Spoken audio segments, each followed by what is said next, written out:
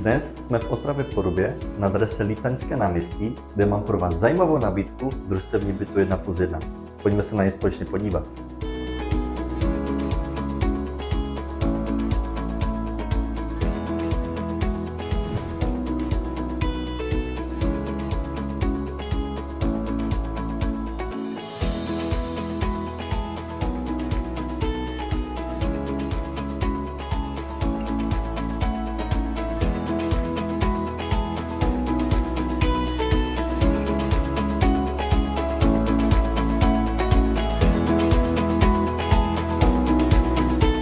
A čím je tato nabídka zajímavá?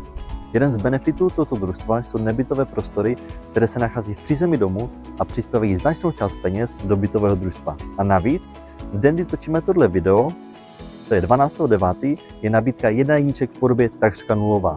Pro více informací sledujte naše stránky, nebo neváhejte, zavolejte mi a domluvíme si prohlídku. Budu se na vás těšit.